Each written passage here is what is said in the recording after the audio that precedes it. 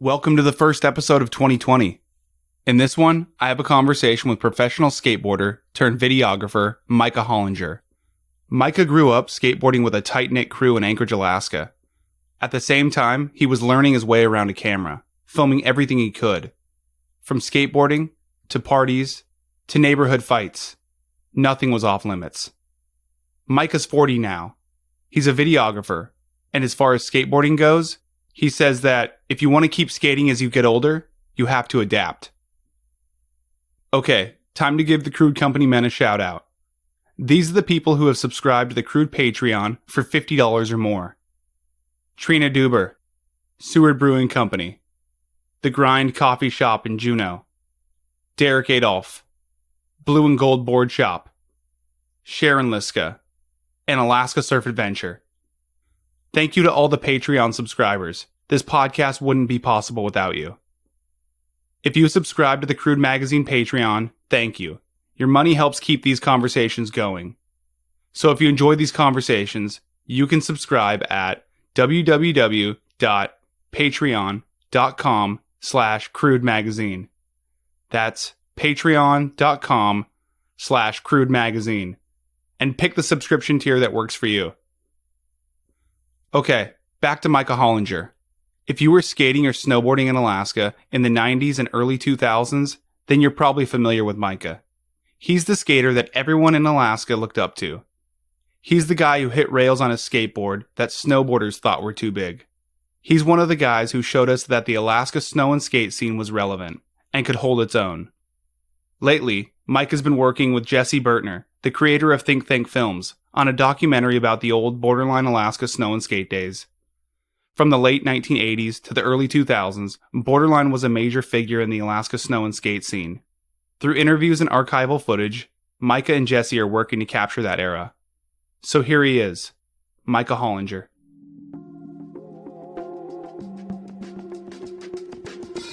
This red light right here, it means we're recording. Okay, fired up. Crude conversations. Listen more, then you talk. Go to work! I usually have like a little table thing next to the bathtub, and I'll just put like a drink on it or my phone or whatever and listen to music. Dude, that's awesome. Get like a couple candles lit and just hang out in there. Dude, I feel like we have pretty similar bath schedules, actually. Really? Yeah. I'm going to take a bath tonight. We have a bear claw tub in the bathroom. It's so good. Wait, a bear claw tub? What's that? Or a barefoot? Wait, what is it called? Yeah, bear claw tub? What do you mean, like the bathtub is shaped like a bear claw? No, let me think. Let me look it up. The feet are like bear claws. Oh, I know what you're talking about, one of those old school tubs. Yeah. Oh, man, yeah, you're lucky. I was second guessing. I was like, wait, what is that? What is it called? No, that's tight, dude. It's nice, yeah. Yeah. So it's old school, whatever, but it's really nice. All right, well, welcome to the show, Micah. Thank you. Good to be here. I feel like every time we talk, I'm interviewing you for something. It happens, huh? Every once in a while. Like whether it was for the Crude website or the magazine, and now you're on the podcast. You're just evolving as a journalist, and I think this is kind of a modern journalism, maybe. We're just talking like we're in the same room. It's pretty advanced, I think. Especially the quality of the audio that, the final product of this will just be, it'll be amazing. Yeah. Considering we're so far away from each other. It's amazing. Yeah. So, how have you been? I've been good, dude. How have you been? I'm good. Just busy doing these weekly conversations. And then also I have a part-time job. Where at? It's this spot called Alaska Teen Media. So basically what I do every day is teach teenagers journalism. So whether it's, they come in and they want to work on documentary work, or whether they want to do a radio story or whatever. And me, along with a couple other youth mentors, just help out. No way. That's rad. Yeah, it's super rad. Whoa. All right. So I was going through your Instagram this morning and I noticed you have a lot of skate clips on there. How often are you able to get out there and skate still? Not too much, like probably once a week. That's still pretty often though. Yeah, it's a decent amount. I mean, I'd like to do it a little bit more, but just life, work, stuff like that. It's gonna get in the way sometimes. Do you find that you're still like trying tricks? Yeah, it's like half and half. Half the time I'm like trying to figure out old tricks I used to do, Mm-hmm. and half the time I'm trying to figure out new tricks. So I'm just kind of like, I think adapting to getting older maybe too. Because when I go to a spot, I'm not like, what's the biggest thing here I can skate? You know what I mean? I just want to figure out what I can skate and just have fun on it, whether it's like a 3-inch high curb or maybe it is stairs or whatever, but usually it's like a little bit smaller these days. And what do you mean by kind of your age affecting you? Well, my back's pretty wrecked from years of slamming into the concrete. So I don't like to jump downstairs too much anymore. If I do, I'm usually like gonna skate the rail or hubba or something. But so you just kind of adapt. If you want to keep skating, you know what I mean? Mm-hmm. You can't hold yourself to the same standards that you were skating 15, 20 years ago because I'd be in the hospital every other week. You know what I mean? If I try to skate like that still. Yeah. So you just like, if you want to keep going, a lot of people just quit. They're like, I can't skate. You know, I have good friends. They're like, it's embarrassing. I can't skate like I used to. And I'm like, just enjoy what you can. Take your standards to a different place. And then you'll still be happy riding your board. Because that's what we like love in the first place, being on the board, you know, Mm-hmm. or me at least. Did it take you any amount of time to kind of come to that conclusion? Like, I'd rather just skate rather than not skate. Not really, actually. I kind of just always was like, I don't know, evolving with my board and with my tricks or whatever. And okay, I'm going to skate like this. Like today I don't feel it hurt. So I'm going to do like a pole jam that's like low impact or no complies or whatever. It wasn't like a conscious thing. It was just like the evolving with my body and my board, I guess. It sounds kind of weird to say out loud, but any skateboarder who like you've watched for a long time, I'm not putting myself in the same boat as like Jeff Raleigh by any means, but like if you watch him skate, you're like, oh, 20 years ago he's doing giant rails, but now he's getting older, so he's skating ditches, and it's just how you evolve to be able to keep doing it. He can't skate a 20 stair rails. Maybe he could, I don't know, but like I can't. You know what I mean? So it's just I think how you have to do it. I don't know. It's weird. Well, I think you kind of said it earlier is you evolve, right? You evolve to your circumstances. Yeah. I was going to mention your style and the types of tricks that you've always gravitated toward kind of lends itself to that, right? Because, I mean, you can go big, you can do big stuff. You've always been able to do that. But then you can also do like real fun, techie, smaller stuff. Yeah. I think, thank you, first of all. I think that's just part of it. I think at one point I just decided I didn't want to do any like regular skateboard tricks anymore because it was kind of boring. Like I've done 1,000 kickflips in my life, 1,000,000, I don't know how many, but at some point I want to do a kickflip and land weird with my feet or something, you know what I mean? Yeah. So you just keep changing with it, I guess, in order to keep it fun. Because it's not fun to jump down a 20 stair anymore. I'll tell you that. At any point, was it fun to jump down a 20 stair? Yeah, definitely. And land, with that impact? Yeah, because the repercussions were so much bigger than a small stair set that you get a bigger set, like more satisfaction when you land a big one. So if I go into this trick thinking, okay, if I mess up, I'm going to get really hurt and not be able to skate for a long time, it's a more satisfying feeling to land it because you're like, all right, I got out of it. I survived, It's pretty weird to think about now. But. Yeah. Do you think that comes from just being young, or do you think it comes from being involved in a sport and everything's kind of just new? I think it's like the need for progression, kind of. Mm-hmm. That sounds weird too. I don't know. At some point, I just wanted to skate the biggest obstacles I could find. But whatever city I was in, I was like, I'd just look for it. I'd drive around okay, here's the biggest thing I can find that's possible, and then just try to figure out a way down it. And that was just like anybody, like you know, with snowboarding too, it's the same thing. Personal progression. Mm-hmm. Like last week, I did a 540. Well, I'm hungry now. I want a 720. Mm-hmm. You know, I'm sure you had a lot of that snowboarding too. You know. Yeah, for sure. And I think the reason I asked that question is because now, kind of where I am when I have the opportunity to go snowboard, you know, maybe I'll have like a few tricks that I want to do. Like, oh, I want to do, you know, a backflip and then a 360 and then a 540 or 720. But that's kind of where it stops for me now, you know? Yeah. And I don't have any like inclination to do a 900 or a 1080. You know what I mean? Like, to scare yourself. I don't have any inclination to scare myself. Exactly. And I don't know whether that's just because I'm older and I'm more like cognizant of like my mortality. Yeah. You're still young though, aren't you? I'm 31. You can still get inverted? Yeah, I could. Yeah. It's funny because it's like, I mean, it's like one of my like things that it makes me feel good, you know, and I think it's probably selfish. Like snap your fingers, still got it. Yeah, exactly. Like I could still, you know, turn a few heads, I guess. That's pretty impressive going upside down, I think.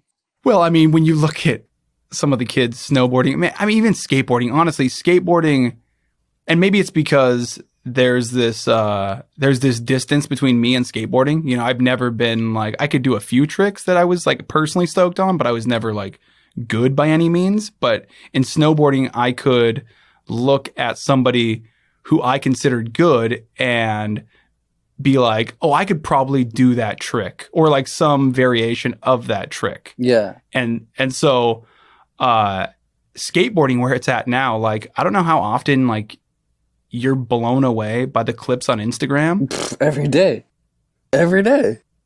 It's crazy. I don't envy anyone who's trying to make it in the skateboard world right now. It's just cutthroat. Mm-hmm. You know what I mean? These dudes are like killing themselves.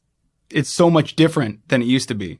Yeah, like things that were big 15 or 20 years ago are like a warm-up for the kids now. Yeah. It's insane. It's fun to watch though and see the progression. And they're training. Kids are training now. Mm-hmm. Like actual athletes, which is smart. If you in our day, they'd been laughed out of hand shoe. You know what I mean? For sure. But now it's just, it makes sense because it's so hard on your body. Like, work out, figure this out. I have that same thought whenever I follow Nyjah Houston, and that dude is so unbelievably good. Oh my god! But his outfits are ridiculous. Yeah. I mean, he looks like a yoga instructor. Yeah, he wears spandex a lot, doesn't he? Oh yeah. No, I mean, like he exclusively wears spandex. It's pretty crazy. I feel like I'm scared of spandex, first of all, because I know I'm going to like them and I'm going to like skating them. And I'm telling you, like, I will not put a pair on because I know I'm going to like them. And I don't want to like them. I don't want to walk around town in spandex. I can't do it. But I bet you anything, they help you skate better. Oh, I bet, yeah. They've got to. They got to be more aerodynamic. Yeah. Or else, just why? Just don't, don't do it. Okay, so it sounds like you're scared to wear spandex, but like, can you see in the future where maybe you have like this lapse in like personal judgment and you just try them on? I don't know. I don't think so. Because I promise you, if I put some on tonight, I'll be at the skate park in a week wearing them. And you'll be laughing at me or something. And I don't want to go through that. You'd probably fit in though. I know they're, yeah, right? Kids are like, hey, nice ones, man. This is Lululemon or whatever. Your butt looks great today. I'm like, ooh. So it seems like skating has been one of, if not the most consistent thing in your life. At what point did you seriously start considering yourself a skater? Day one, baby. Yeah, right away, actually. A couple days in, I think once I learned how to ollie, which was, the first day or whatever, then I think I went to Borderline like the next day and bought like a fresh jive t-shirt, something crazy. And then that's, that was it. That was like, I wanted to be defined as a skateboarder at that point. Because before that I was doing sports. So I had like a sport jersey or whatever I was wearing. But I just knew it was for me. I was like, I want to do this every day forever. Mm-hmm. So yeah, I consider myself one like pretty soon after starting. Right? That's about how it goes, right? What's that? I was going to ask how it went for you, but you were like born into it, so you didn't have a choice. Yeah. I didn't have a choice at all. They're like, you are a snowboarder and a skateboarder, whether you like it or not. You're not wearing spandex. Yeah. You had like blind diapers or something. Little mini baby Burton boots. Yeah. That's funny. When I think about being a skater, like when you were coming up, I always think about like kind of the animosity between certain groups in school, certain school groups. So you had like the jocks who were kind of against the skaters, and you had like these different factions just kind of like warring against each other. That doesn't exist anymore. It doesn't? No, because skateboarding's cool. Oh, yeah. But there's still like groups in school, I'm sure, different scenes, right? Oh, absolutely. Yeah. I just think that kids are nicer to each other now. Really? Yeah. I mean, like I said, I work with youth. I work with teenagers, and the nerds hang out with the jocks, and the skaters hang out. Like everybody's hanging out with everybody for the most part. But do you think it's like that where you're at because it's like a specialty school? But we also go to schools and we do presentations, and we talk to students, and we, the students that come in here, we talk to them about, or they talk to us about, their experience at school. And, I've talked to friends my age who have like nephews and nieces and stuff that are teenagers, and they ask him similar questions. Yeah. It's like, how do you feel about the jocks, or how do you feel about the skaters? Like, what are you talking about, uncle? You crazy person. Like everyone's just, what do you mean, old man? Yeah, exactly. What was it like when you were going to school? Back in my day, we got beat up for doing this shit. Yeah. I mean, do you have any stories from back in high school? Like you said that you've kind of taken on this identity as a skater, and, walking in with your brand new Fresh Drive t-shirt. It wasn't bad because I played hockey still when I was skateboarding at the start. So hockey players like on my team and stuff would like make fun of me. I'd bring my like board into the locker room for some reason to I don't know why, but maybe to show them that I was skateboarding, I guess. I haven't thought about that in a long time, but so they'd give me shit, but it was like kind of endearing. They're like skater fag or like whatever, but they were like really actually mean about it. They were just kind of ribbing you. Yeah. So I don't know, but other than that, I mean, there was definitely out in the wild. You get it more, I think. Like like we'd be at Handshoe or Abbott, like some schools in Anchorage, just skateboarding on like whatever they had there, and kids would come by, like the football kid or whatever. Sports kids, and try to pick on us or whatever. It was kind of a thing for a while, but it wasn't like that many times. I don't think it happened. I think they learned their lesson after a few times of doing that. They realized that we were holding basically like a weapon, our skateboard. If you hold it by the truck, it's a deadly weapon, so they kind of stopped that pretty quickly, I feel like. Yeah, they watched the movie Kids. Yeah, that scene was crazy. Yeah, it was. Oh my gosh. Some kid in San Francisco, I think like a year or so ago, got into a conflict with a security guard. I don't know if you heard that, and smashed him with a board just like that. And that security guard had brain damage, and that kid's going to prison for a while, actually. No way. Yeah, pretty heavy. Yeah, so people listening to this, don't hit other people with skateboard trucks. Yeah. Well, that's what happened. They charged that kid in San Francisco. It was like assault with a deadly weapon, because at that point it becomes this heavy weapon, and this heavy metal truck is just smashing into someone's skull. I mean, yeah, people die like that. It's crazy. Dude, that's wild. Yeah.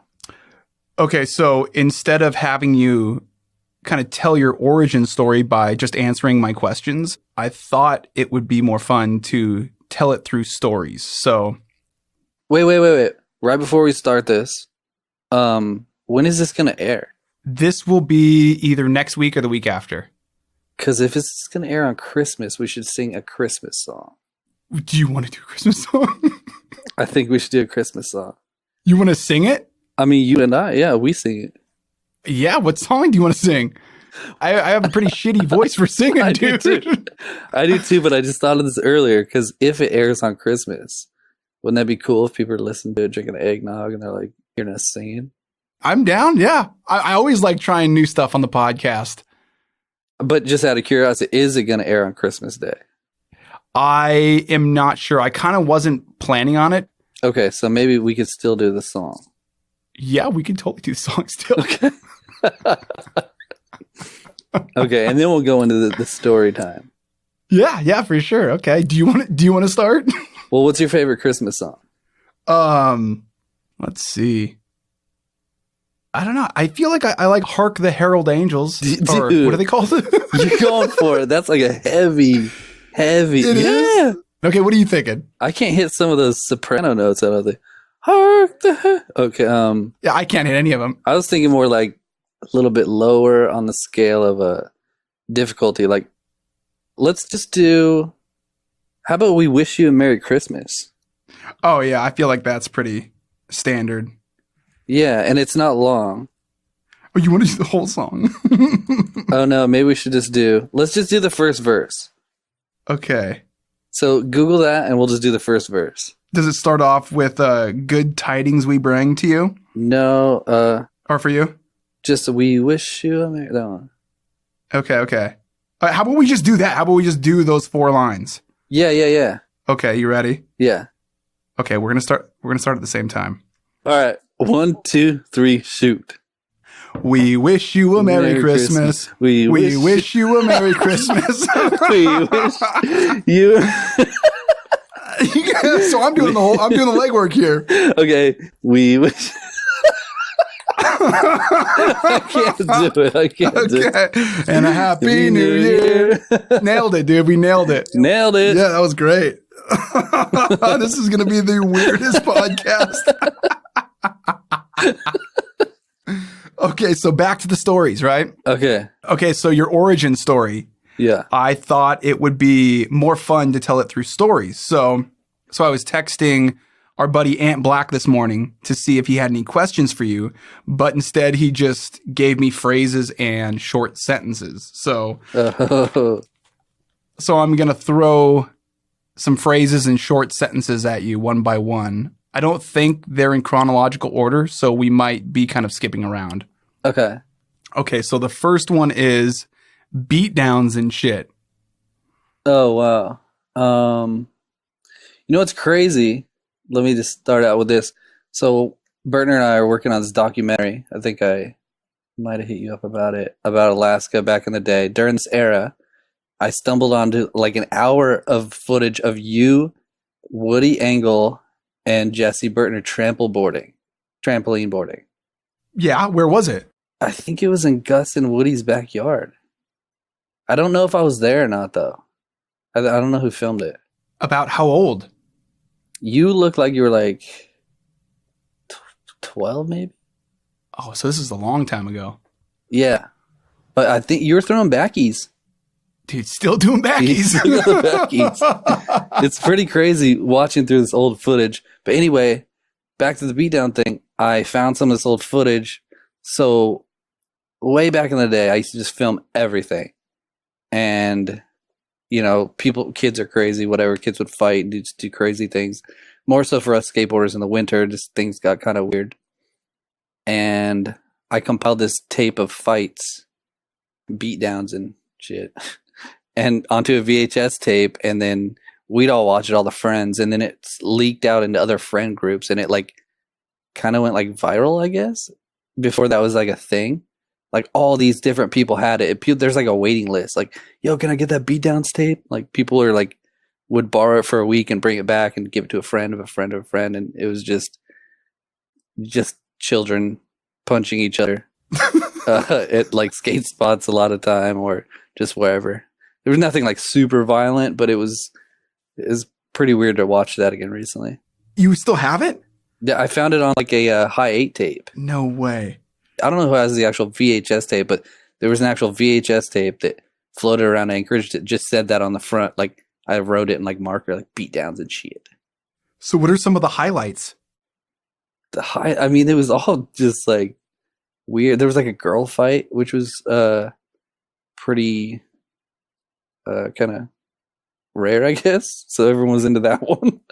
I feel like I've seen bits and pieces of this video when I was younger. Crazy. It's so crazy. Like dudes like knocking each other out and stuff. And it was really weird. How often did you watch this video? Like when you guys were kids?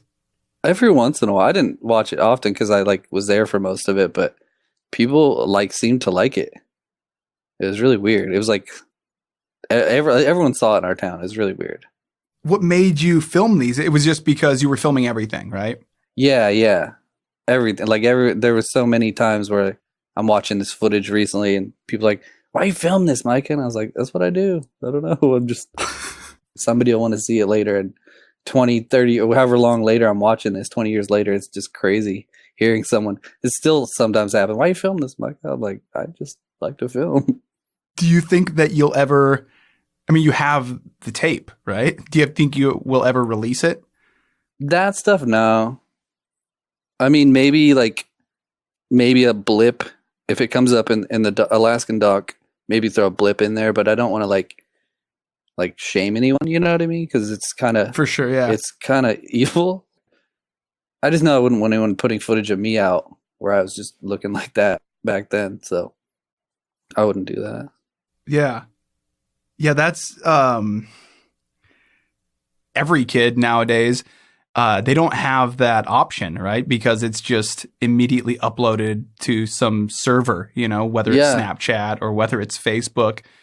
Like that's probably maybe one of two max, you know, copies of that you have. Yeah. It's pretty crazy. Yeah, nowadays if someone gets in a fist fight, like everyone just sees it right away within an hour. It's on CNN. Or what? Yeah, or what is it? World Star Hip Hop or whatever. Oh, yeah. World Star Hip Hop. World Star. Yeah. Okay, so the second one is, and I feel like the first one kind of overlaps this a little bit, but it's the circle. Oh, yeah. So I grew up in a cul-de-sac in Anchorage, Alaska, and there were no skate parks at the time, so we would just build ramps. My good buddy Aaron Belkey lived next door, and shout out Aaron Belkey. And we just build little ramps, little boxes, like whatever, just to skate on. And we just always had that stuff out in the cul-de-sac. And it was our own little kind of like skate park, I guess, and kind of learned how to skate there, or I did at least. Mm-hmm. But yeah, there were fights in the circle. Sometimes there'd be like 40, 50 kids after school piled up watching people punch each other. It's kind of weird to think about now. I like your description of this video, and it's kids punching each other. Yeah, right. Let's just break it down. Here's what it is. Okay, so the third one is the penthouse. Penthouse? Oh. Yeah, our buddy Chris and Callie, their mom had this penthouse in downtown Anchorage, and we used to hang out there, and, like party, and like this big old haunted penthouse, and we'd drink 40s up there and just hang out or whatever. And yeah, we'd see like ghosts every once in a while or whatever. It was weird. I guess we saw ghosts. I don't know. Do you have any stories? Well, there was like an elevator that came up to the penthouse, and at like 4 a.m, the elevator would just move up on its own and open, because that was when it used to be like an underground casino back in the day. But like one time I remember we were in the room, a bunch of us, and like a dresser drawer just opened on its own. It was just like, and everyone like dove into a corner. There was like 10 of us, and we dogpiled into the corner, and we're all trying to get to the bottom of the pile because that was like the safest place to be. Like we were digging, like trying to get underneath each other. It was so crazy. I don't know. It doesn't seem real thinking about it, but I remember seeing it, and it was like, we were like, oh my gosh. What was in the drawer? I don't remember actually. I want to say it was empty. Because if there's one thing I know about ghosts is they're trying to be set free. So maybe it was trying to give you clues on how to set it free, and you guys just ran away. Oh yeah, like there's like his shoes were in there, and he like let me out, put on my shoes and let me go. Yeah, exactly. All you needed to do was put on some shoes.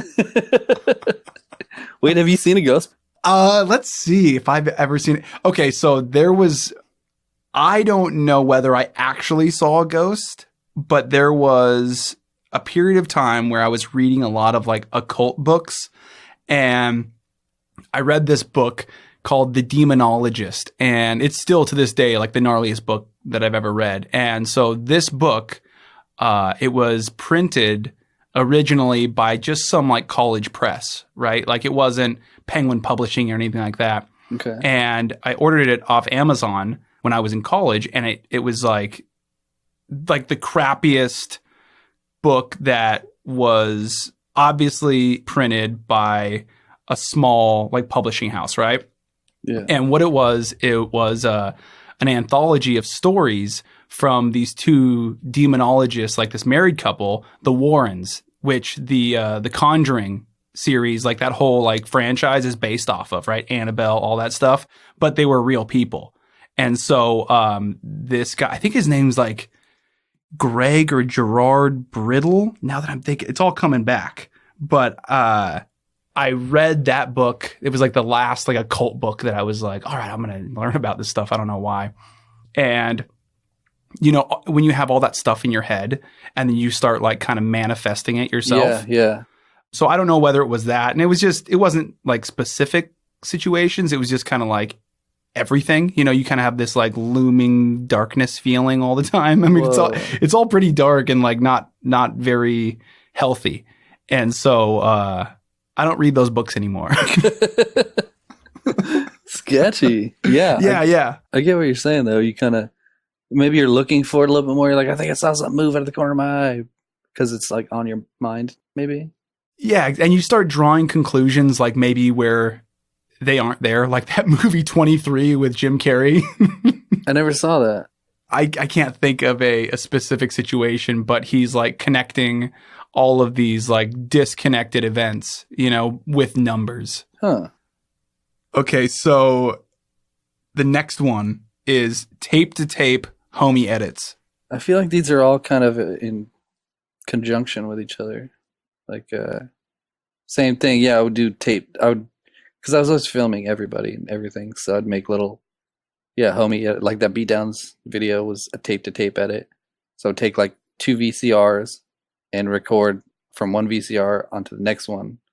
So that trick was there. And then find another trick and then hit record on the other VCR and record it. So it was a sketchy ass like compilation, like of these little like videos we were making back then. They didn't look good by any means. They were like VHS, or later on they would be high 8, but they started out with VHS tapes and they were just like pretty hard to watch. When you take a moment and think about it, does it ever like blow your mind how far editing and filming have come? Yeah, every day. I'm like, film something on my phone. I have like an editing program on my phone where I can like do titles and slow-mos, and I can just text it to somebody like an hour later. It's insane. Yeah. Put music in. It's pretty cool. It's cool to have lived through, because I appreciate it, I think, more to have lived through the tape stuff instead of just starting out with digital, you know what I mean? For sure, yeah. So I don't know if you remember Tim Davis. Timbo? Yeah. He used to work at Borderline. He's a good buddy of mine, but I was talking to him actually earlier today. So he's actually working on a short video series from, he recently found because he's moving. So he recently found this snowboard boot box full of like 30 different like mini DV and high 8 tapes full of like old Borderline camp footage and Northern Border TV, like interviews and edits and things like that. And so, so he said that he's got this video camera that he has to like physically hold because it's broken. Jeez. Broken enough to the point where like the door on it doesn't shut all the way or something. What? And so he's got to manually hold it. You know, as we were talking, we were just like remembering kind of where we came from with Yeah. like video cameras and everything like that, and the editing process and how much longer it took, Yeah. and you know how much more precise we needed to be with shots and things like that because we didn't have unlimited memory. It is way different, yeah. Or it was different. It was just, and a lot of time you just watch it with your friend. Like this footage you're talking about, Tim, probably no one's ever seen it. Mm-hmm. You know what I mean? There was no social media. If it didn't make it into the like borderline video that year or whatever, no one's gonna see it. Mm-hmm. It's a home movie that's in a shoebox, like exactly what he found. That's crazy. Yeah. That's rad though. He's making a series out of it. Yeah. He has this series called Rocket Boosters that's online, and it's kind of like his kind of video journal dedicated to his daughter. And so he's going to do Rocket Boosters, and I think the subhead will be Rocket Boosters, the boot box or something like that. Cool. I like And yeah, dude, it's gonna be super rad. But I was actually telling him about your documentary that you're working on. Yeah, it sounds like we should collaborate. Hit me with that link. I want to see his show, Rocket Booster. That sounds cool. What was his last name? Davis, Davis. Yeah, I remember Yeah. Timbo. It's one and the same. Okay. Timbo is Tim Davis. I don't remember Tim Davis, but the other guy, Timbo. That's rad. I definitely want to check that out. Yeah, I'm doing the same thing. I'm just digging through old tapes right now, and it's just wild because there's like whole days of life that I just don't remember happening at all. Like, no, I don't remember being at this spot. Don't remember saying hi to the person, shaking his hand, like anything. And just watching it, like, what? This is weird. It just unlocks all these different feelings. Like, I think I was kind of a dick back then, maybe a little bit. Not a dick, but like, I didn't have as much like compassion. Like now, if I saw somebody fighting, I would just like, hey, you guys, don't do that. Back then, I was like, hell yeah, let me film this. Just egging it on. I wouldn't go that far, but like, I was definitely interested in filming it to show people later, to see later. And now I wouldn't enjoy that. You know what's super interesting about that is one thing that Tim was telling me is that he's all, I don't know if I liked myself then. You know, like, I mean, I don't think I like young Tim Davis. Yeah. And what I was telling him is, you know, I don't know how often you have to listen to your own voice or watch videos of yourself, but me personally, I have been recording my interviews, whether they're for magazine articles or now the podcast, for over 10 years. And so I had to get over that like self-loathing, you know, Yeah. like pretty quickly. And I've learned to be a lot kinder to my younger self, you know? Really? So what I was telling Tim, I was like, you need to be nicer to young Tim, you know? Yeah. Because he was just figuring things out. And that's coming from a personal place because I've had to tell myself that same thing. So I think I'll tell you the same thing is, you know, you need to be nicer to young Micah. Yeah, I think you're right. I was talking to my lady about that the other day, and she said, I was like, well, even some of my other buddies, I was like, yeah, we were kind of dicks back then. And my lady's like, you need to let that go. You need to like forgive yourself for whatever. Because I'll see some footage and I'm like, get kind of bummed or whatever. I'm still going to make the doc regardless, but like sometimes it kind of bumps me out a little bit. I'm like, whoa, that was kind of weird. But she's like, you just need to let that go and forgive yourself. You're a different person. And the fact that you can see that you were kind of weird or whatever back then just proves that you've grown as a person. Exactly. Hopefully for the better. But I don't know. You know, I think, let's see, a nice way to put this. I mean, a way that I don't come off like I'm calling anybody out or calling my dad out. So I don't think that my dad was very like cognizant of the way that he was interpreted by his kids, right? Like he was just living in the present. And I think that there's an entire generation, maybe multiple generations that are like that or that were like that. And I think that the fact that we're even sitting here talking about our younger selves and how we wished we were nicer, I think is a big step in the right direction, right? Yeah, I think so. I don't know. Yeah, I don't know. I don't know what else to say about that.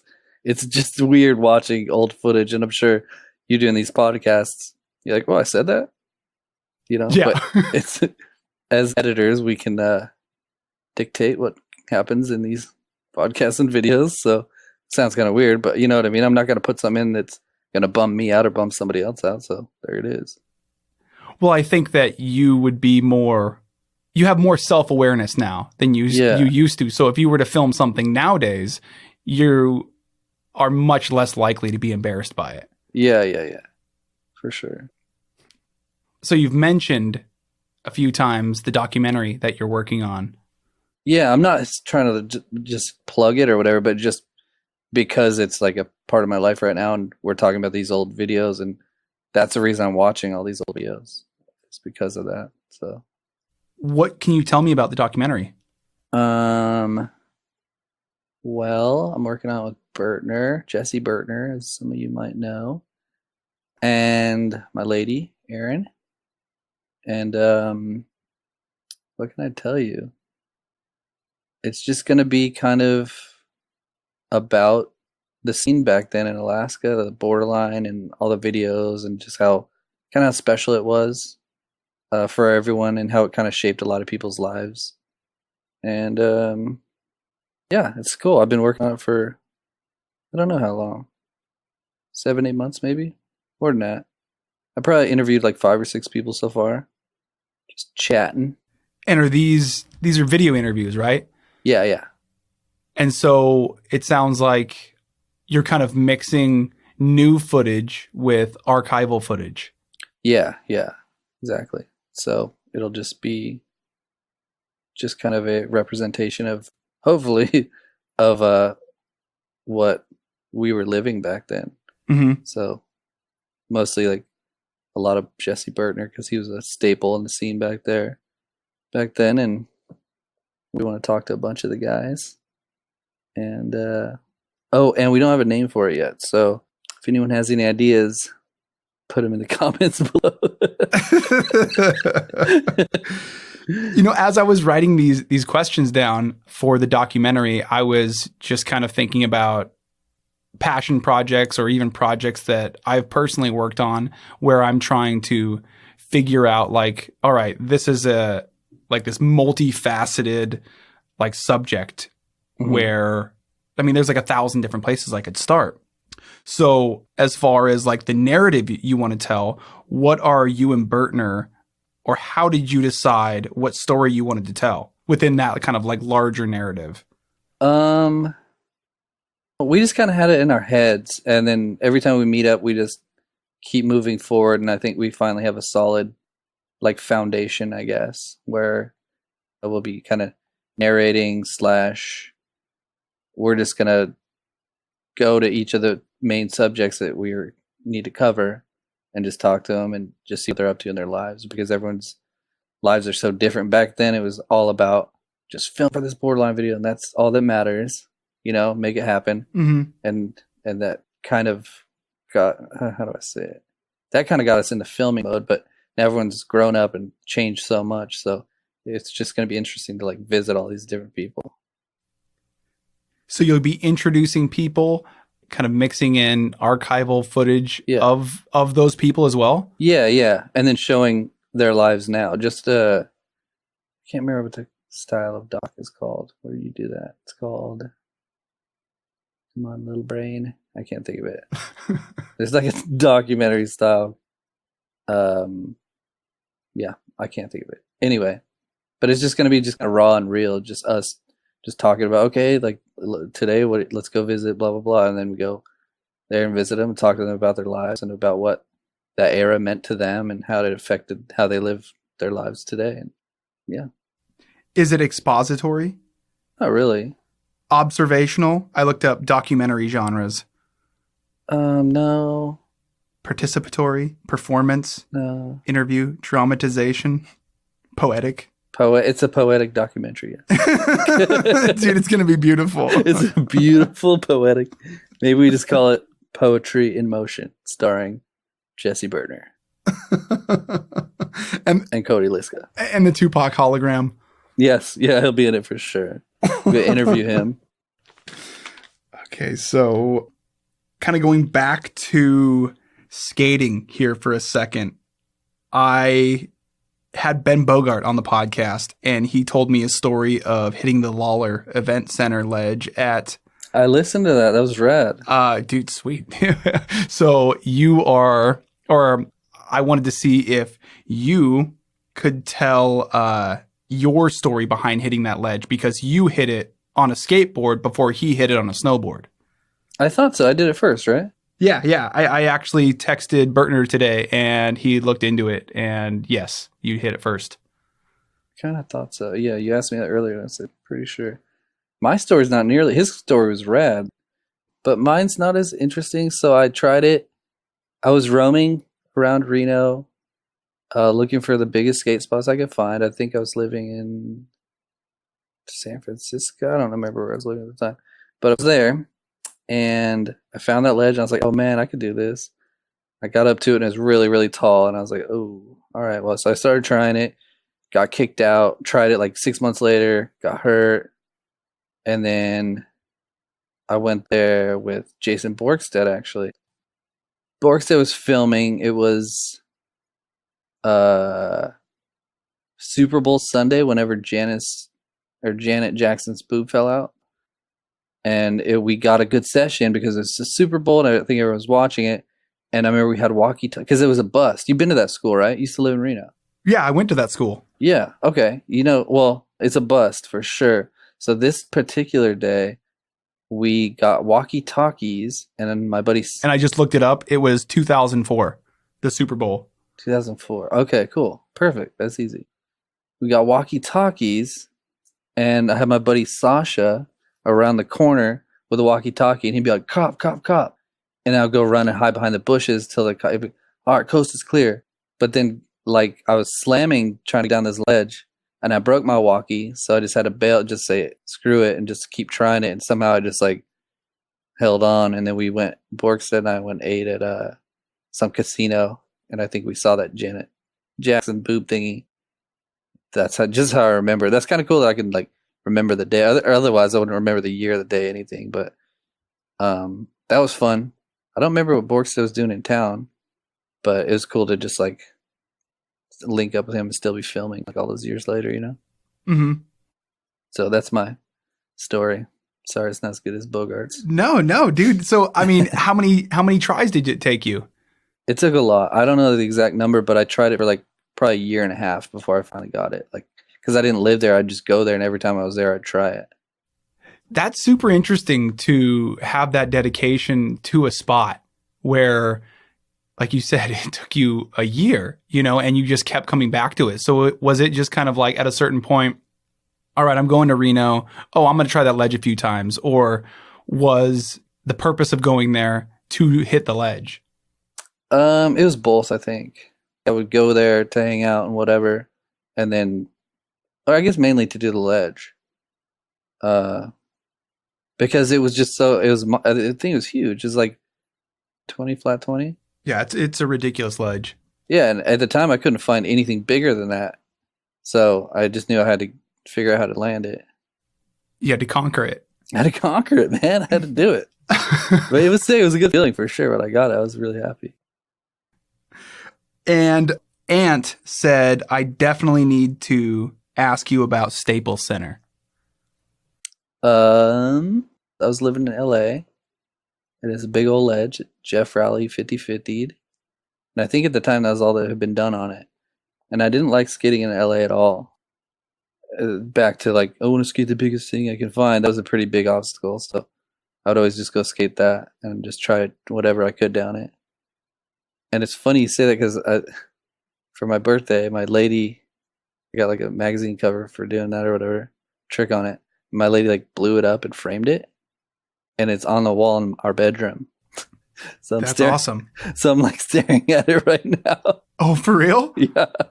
That's awesome. I didn't even realize that, but I'm just like looking at that ledge right now. That's so weird.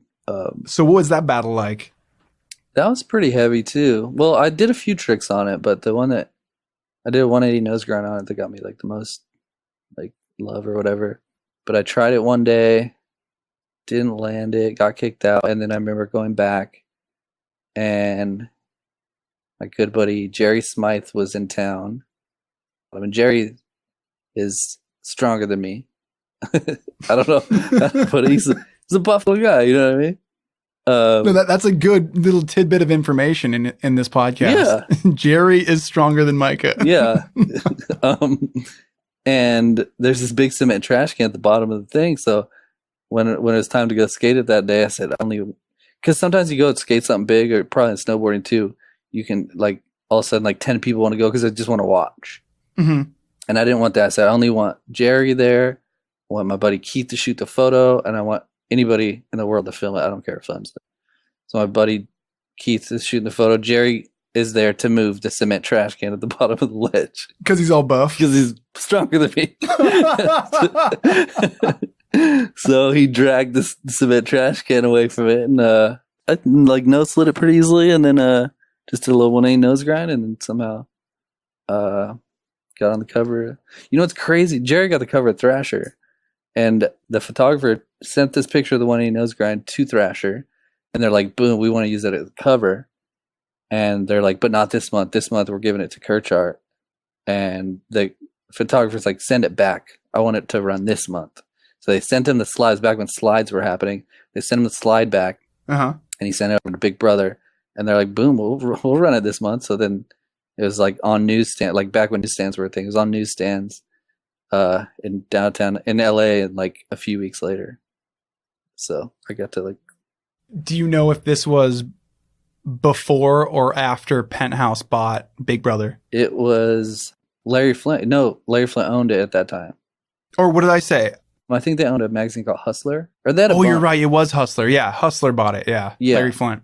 Yeah, Hustler did own it when I was on the cover. Dang, what was that like? Larry Flint. It was whatever. Yeah. I didn't like meet the guy or anything. It was just kind of like, actually when Larry. You're not best friends with Larry Flint now? No, I haven't seen him in years. I haven't seen him in years. It's funny because the magazine actually got like quite a bit more tame when he bought it. I mean, he was like the bad boy of the magazine world, and so they expected it was going to get crazy, and he kind of tamed it down a little bit. Mm-hmm. There's a doc about that magazine on Hulu called Dumb. Is it Dumb? Did you see it? Yeah, I saw it. Yeah, right? I loved it. Yeah. Yeah. I do you remember reading Big Brother in Borderline? Yeah, definitely. It was epic. It was amazing. I mean, it was like we had fingerboards and we had Big Brother magazine. Yeah. And those were like the things that I remember specifically doing at Borderline when I was a kid, because, you know, Big Brother, you weren't supposed to read. No, yeah. I mean, I shouldn't say that. I should say that looking through it, there was like obviously some pretty risque content. Yeah, you shouldn't have been reading that back then for sure. As like a 12-year-old, 15-year-old kid. They had articles like how to make LSD and just like weird stuff that children. But that was their deal. They wanted to be controversial, and they didn't want censorship. And it's funny, when Flint bought the magazine, they started to get censored a lot more. And Flint wanted them to, like, you know, you saw in the documentary, I'm sure, like wanted them to wear like ties or something. And they were like, nope. You know, what's been interesting is kind of the domestication of skateboarding over the years. Yeah. Yeah. It used to be like you were kind of an outcast or a loser or whatever it was. If you skated, now you're like, I guess, the cool kid, maybe? I don't know. I mean, it wasn't like that bad. I feel like we were pretty cool at some point, maybe. I don't know. It's weird. So I talk about kind of like the old days on the podcast just because, you know, that's where I came from. Yeah. And if I can connect to a guest that way, it's always just kind of fun reminiscing. But I guarantee, just because this is the nature of generations and people and humanity, is the new generation that's ahead of us, they'll be talking about how gnarly they were, because the world will have become more tame. Oh, yeah. You know, that's just the nature of it, right? Like when we look at our parents, we're like, oh my gosh, like my Uncle Jay gave me this VHS a while back, and it's an hour of this footage that he brought in from a bunch of different sources, like that he had filmed. And so it's like the early 90s of him and my dad driving to Alyeska and snowboarding in Alyeska, and then also going to Valdez and snowboarding there, and then like camping there. And there's this one scene where my dad gets out of his tent and has like a 44 in his hand, and it's like, it's, Ew. yeah, it's just, and they're going to go, they're going to go target shooting on the side of this mountain. Right. And that was just totally normal. Casually, it's like yeah. those, super casual. So, if you take it like their parents or their grandparents, it was just even more Wild West, until you actually reach the actual Wild West. Dang, I want to see that footage. You know what? Actually, I can send it to you because I have a digital copy of it. Dude, hit me with Yeah. it. Yeah, I will. Sick. Okay, so kind of moving on, I asked the Crude Instagram followers what they'd ask you, and I think Blue and Gold's question goes well here. And Blue and Gold is Jason Borgsted's snow and skate shop in Anchorage, by the way. Yeah, I know. It's the homie. Yeah, what's up, Borg? So he asks, why do you feel you didn't blow up in skating? Your skill far outran your status. Oh, dang. I blew up. What are you talking about, Jason? Better get off. That is a really huge compliment. I appreciate that, Jason. Thank you for that. I don't even know how to answer that. I felt like I did all right, You only have a small window unless you're like Superman. So I felt like I had a good dose of it, and now I don't know. I can look back pretty fondly, but how do I answer that? I don't know. I wonder if, because I've thought a lot about this for myself, not about you. I'm like, I've really thought about you, Micah. I'm thinking about this a lot, dog. Well, with me, I think that I had a short attention span when it came to snowboarding. I really enjoyed it, and I excelled in the things that I really paid attention to. But at a certain point, I realized, now in hindsight, I realized that I was way more interested in very like solitary things like reading and, like writing stuff down and, watching movies and documentaries and things like that. So that's where my mind was more occupied. And so I really, really liked the filming aspect of it. And I really liked the editing aspect of it as well, to the point where it's so much a part of me, the editing aspect, as far as like editing snowboarding stuff, that when I'm driving and I'll see like a rail or whatever, I could be walking down a set of stairs. Like I'm literally editing in my head. Whoa, really? Like I'm editing a part. Yeah, it's crazy. And it's like just second nature, to the point where I'm like, oh, that would be sick there. And I'll be listening to music. And I'm like, oh, this is a song that I could go to. And, yeah. So it's just inborn at that point. And so I think all that to say that I don't know if this is helping jog your memory or kind of like helping you workshop an answer, but what I eventually realized about my time spent in snowboarding is that I find a lot of solace in like how far I went with how generally uninterested in it I was. Yeah. Not saying, because I loved the camaraderie. I loved all of that. All of the kind of like the other aspects of it I loved. And I still loved snowboarding, but not enough to continue doing it, having been born in it, and then, having kind of left it at 17, 18 years old. I was like, I think that's enough. I think I'm comfortable with that. Yeah. Well, who was your like main sponsor? Was it World? So it was World Industries and Dub, and then Solomon and Bonfire. So Solomon, how did your relationship end with them? It ended actually like I always grew up understanding how people's relationships with their sponsors ends, and that is you just don't get a call back. Mm-hmm. That's it, right? Yeah. And so that's how it ended for me. But I saw it coming, because I had moved back to Alaska. Yeah. I wasn't living in Tahoe or Mammoth anymore, like doing this thing like super consistently. And when you're down in those places, like you're among it, Yeah. rather than being kind of annexed from the rest of the world in Alaska. And so I saw it coming, but I was fine with it. Yeah. So I feel like on a similar note to that, so at that point you could have done something about it. You could have been like, no, I'm not letting this go. I need to go chase this. I need to go blow up, move back to Mammoth, get in all the magazines. Like you could have pursued it and chosen that path. Mm-hmm. In that same sense, I think I was similar, where when the sponsors end and all of a sudden you're not getting paid, I was just like, okay, I'm okay with this. It's time to move on. I'm not quite sure what I wanted to do at that point, but all within like probably a year, like one sponsor was like, oh, we're pulling the plug. There's, a couple thousand a month you're not getting. And another sponsor's like, we're pulling the plug, couple thousand more you're not getting a month. Another sponsor, so all of a sudden I have no income. But instead of being like, I refuse to give up and let me go charge it and make the best of this, I was like, I'm okay with it. I've had a good run. Mm-hmm. And I'm just going to skate because I love it and not worry about doing it for a living anymore. Mm-hmm. So kind of the similar to you, I think I just kind of was like, all right, I'm good. You still love to snowboard. I'm sure you did at that time too. But like at some point, I just kind of was like, all right, skating for a living, that's done.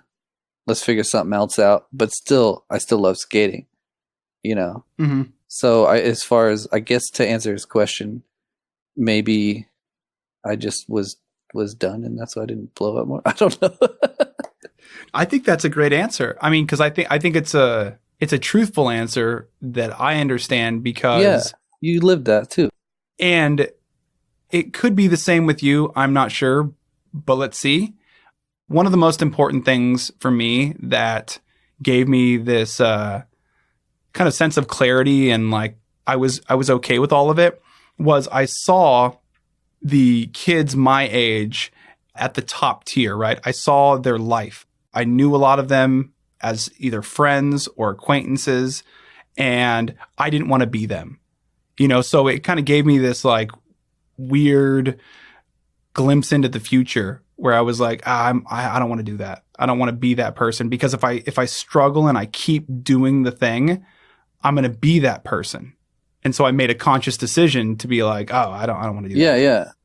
Yeah. It's weird. It's an interesting question coming from, I think Jason meant that question to me as a compliment. And oh, absolutely. Yeah. And I really appreciate him saying that because that's amazing. And I have a lot of respect for him, but I'm sure went through a similar thing where he could have given it another, like, oh, let me go hard for a minute, blow up more or whatever. Mm-hmm. And he made the decision. He's like, I'm going to go do this. I'm going to, I don't know. Well, I think it's kind of fun to think about. Again, for me, I was comfortable with the things that I'd accomplished, and I guess putting it back on you is like, you got the cover shot. You hit those spots first, which is similar to like having a first ascent in snowboarding, you pioneered these areas and you got a taste of doing all that stuff. So I just didn't want to chase that forever, I guess, is what it really comes down to. Yeah. But I had some fun doing it. Okay, so this is going to be my last line of questioning. The lightning round. The lightning round, dude. You ready for it? You for got to answer within 1 second. Yeah, that's all you get. Yeah, or else it just shuts off. Okay, so something I've always appreciated about you is that you've always done your own thing. You've always been really good at being an individual. And I feel like there's a point in getting older when most people decide it's time to get a traditional job. Like, what motivated you to keep doing your own thing? I guess, like anybody, I just want to do what I want to do. You know what I mean? Mm-hmm. It's kind of weird to say out loud because who doesn't want to do what they want to do? You know what I mean? And I've just been fortunate and I guess met the right people or whatever. And, there's been struggles along the way, but if you want to do something, just go for it, Well, I think it also takes a certain amount of like stubbornness, like you're only giving yourself, like you only have a plan A, and you're going to make that work. And I think the older you get, again, I'm speaking from personal experience, the older you get, the longer you spend doing whatever that one thing is. Yeah. And so when you look on your resume and, which is kind of the thing that gets you jobs, right, is your past experience and your past work. And you look at that resume and you're like, oh crap, like I only have one thing on here basically, Yeah. And so like I can't, there's like only one thing I can do in this world. Yeah. Bringing it back to the skateboarding thing, when I was done skateboarding, I could look back and be like, I did all these video parts, magazines, this and that. But like when it came to getting like a real job, I had nothing. I had no education. I had no job experience. And I'm in my like mid 20s, maybe late, maybe. And with just nothing, all of a sudden I was like, oh no. Oh no. I have one thing on my resume and no one gives a crap about it. So that was a scary realization that I feel like a lot of people in that industry go through. What was your experience like with that? It was kind of rocky for a while, I guess. But then I just kind of fell back into what I've been doing all along, is just been filming and editing, documenting what's happening around me, you know? Mm-hmm. But at first I was like, I don't know what to do. Like, I didn't have a video camera. I didn't even think of that. I was just like, I'm not skating anymore for a living. I was still doing it. It's like hard as I could, but I was like, oh no. But then, yeah, like I just kind of fell back into like filming. Like that's always what I've loved to do since as long as I can remember. How did you fall back into it? Mainly it was my good buddy Jimmy hit me up out of the blue and it was like, hey, let's start a skateboard company. And I was like, of course, let's do this, you know. And he's like, all right, we're gonna make this company and it's gonna be fun and just whatever we want, we'll just do it. And then I just started getting back into film because, well, we're going on these road trips. We don't have a filmer. We didn't have I didn't want to hire a filmer, so I'm doing the ads. I'm doing the filming. I'm building the website. I'm screen printing the t-shirt. I just learned everything. And from that, I just like got back into it. And he bought all these fancy cameras. I would just shoot all the time and just got deeper into it. And, you know, we would do like a video or 2 videos a week or something crazy. Because at first we were going to advertise in magazines for this brand. And that was like, okay, $10,000 a page. Mm-hmm. But that money, we both felt could be used a lot better to just do like kind of guerrilla advertising almost, where we just film YouTube videos and share them and put everybody in them that was around us. And then we just grew like a little following from that. And I think the money was better spent that way. And then it got me back in the filming mode, you know what I mean, in photography. Mm-hmm. You know, I'd be going on skate tours and I'd film more than I skated, and I was okay with it, you know. Even before, when I was still skating for a living, I'd go on skate tours. I'd bring my VX1000. If I didn't like the spot, I'd film or whatever, you know what I mean? Like, I've always been into it. So, but that's really what kickstarted it, is like my buddy Jimmy. He's like, start this brand. And you were in charge of the media aspect of it. Yep. And so how did that branch off into your other projects? I know that you filmed like motocross for a while, right? Yep, yeah. And then now it looks like you're doing like wedding kind of photography and filming.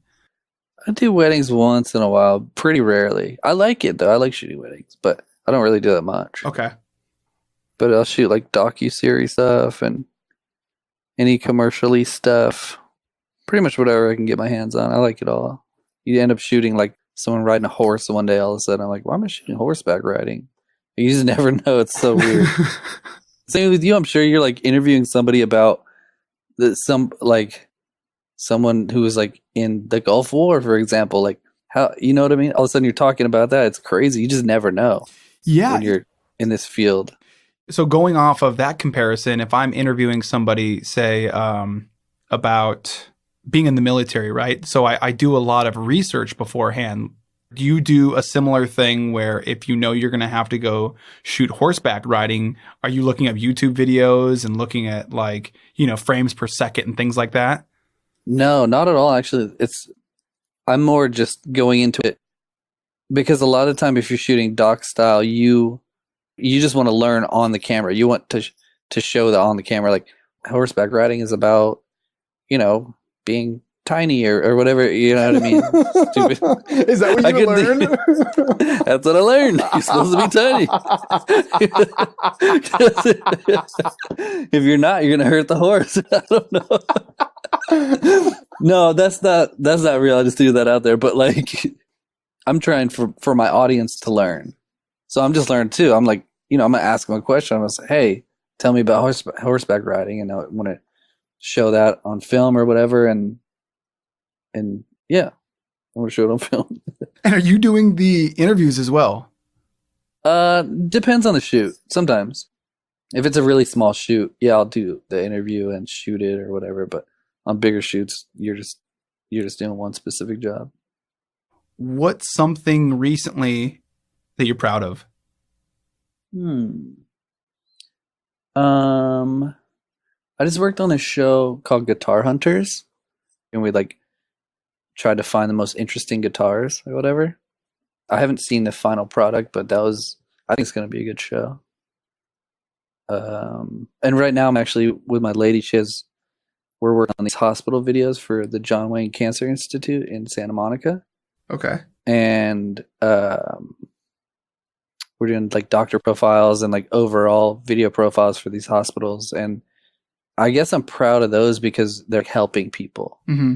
So if someone goes, they're like, I think I might have cancer, and they go on the website and they'll see a video that talks about these institutions where they can go and get treatment and help and everything. And it's really cool. Really proud of that because I can help people through video, I feel like. You know what's interesting about that is in the course of this conversation, we've come from you filming kids punching each other. Get him, Billy. Obviously, you know, as a more callow youth to now, you know, you're an adult and you're looking at these videos for, you know, the Cancer Institute or the John Wayne, what is it? Yeah, John Wayne Cancer Institute. You're looking at those as this like piece of media that you're proud of because of the fact that it's helping people. Yeah. I mean, you've come a long way, Micah. You know what's funny is you're really good at interviewing people because you seamlessly started out at like the early parts of my life, and then now here we are at present day, but without even really thinking about it. That's good. Well, I take notes. Well, I appreciate it. You know what I've been appreciating in this conversation is you throwing questions back at me. And then all of a sudden I have to answer them. Hey, we're just talking, right? Yeah, it is. No, you know what's really fun about doing these each week is that every single one is so much different. And what I've noticed is that people who are more involved in the media, like say for yourself, where you do on occasion do interviews, but probably more often than not, like you're at least among the interview, you know, you have some like proximity to the interview. And so your natural inclination is to ask questions, even though you're the subject of, you know, this interview. Yeah. Yeah, I guess so. No, it's very cool. It's like this little, I mean, for me, it's like human psychology, right? So if I'm interviewing somebody, say like my dad or my Uncle Jay or Ben Bogart or whatever, they're more used to being interviewed rather than interviewing. Oh, yeah. Yeah, that's what I'm saying. Yeah, I just feel it's not even a conscious thing for me. I'm just like we're having a conversation. I want to know. I'm not just waiting for you to ask me. Yeah. Bring it on. Like, talk about me more. Like, I want to know about you, like what's going on with you and, you know, your experiences, because it's relevant to the conversation, you know? What would you ask me? I'm giving you an opportunity to ask me anything. I know you're not going to answer it, but who was the worst interview you ever did? Oh, actually, I will answer that. It wasn't on a podcast. Actually, okay. It was a prostitute. Dude. I was interviewing. I did this kind of long form journalism piece, investigative piece for the Anchorage Press back in maybe 2017, when the editor of the Anchorage Press was Susie Buchanan. I was given a phone number to this prostitute, and I was interviewing her before I had to go to work. I remember I was sitting at my kitchen table. I'm like, oh, okay, I'm going to do this interview really quick. I only need to ask a few questions. And I had talked to my friend Susie at the press, who I think had interviewed her previously. And she's like, yeah, you know, just kind of gave me this, like, this is the type of person she is. She's cool. You know, she's good to answer your questions. And so I kind of went into it and I don't know lingo, like pimp lingo, and what's offensive and what's not offensive. So it wasn't bad on her part. It was bad because I accidentally came to the interview unprepared. And I remember asking about her being groomed as a prostitute. And that is like a super offensive, right? Because what that means that a pimp has groomed a prostitute to be a prostitute, right? It's like the whole relationship is so dysfunctional and terrible between a prostitute and a pimp. And just the whole thing is just really nasty. And there's just certain terms you don't use, without being offensive. And I accidentally was offensive. That's what I'm getting to. I was accidentally offensive to this person who I was interviewing. And I think about it all the time. Really? I was like, it still kind of messes with me because it was my fault, But where do you do research for something like that? Like, you can't like Google prostitute and it's like, here's the proper etiquette and the lingo. You know what I mean? Yeah. Yeah. It's just something you have to learn by experience. Yeah. And you just learned it the hard way, I guess. Yeah. That's interesting. But for the record, she was really great. She answered my questions and she was super helpful and continued to stay on the phone with me even though I accidentally offended her. Wow. Yeah. Did the article run? Yeah. It's you can still find it. It's on the Anchorage Press website. Let's see. The article's called "A Victim Until You're Not." A victim until you're not. I'm just surprised that she talked to you and it's like, yeah, this is what I do, because she could just get in trouble pretty easily, right? I mean, I don't know to what extent the law protects prostitutes from talking about being a prostitute. I'm going to read it later. That's crazy. All right. Well, dude, do you have anything else you'd like to add? No, not really. Well, how would you like to close this out? That's a lot of pressure, Cody. Well, do you want to sing another song? How about we just do this? Let's try to do the first song again. Okay. But you try to get through it because I was doing a pretty good job. Dude, I'm terrible. Okay. All right. So this is how we're going to end this episode. You ready? All right. Okay. 3, 2, 1. We wish you a Merry Christmas. We wish you a Merry Christmas. We wish you a Merry Christmas. Christmas and a Happy New Year. Perfect. All right, buddy. All Talk right, to you soon. dude. Take it easy. Take care.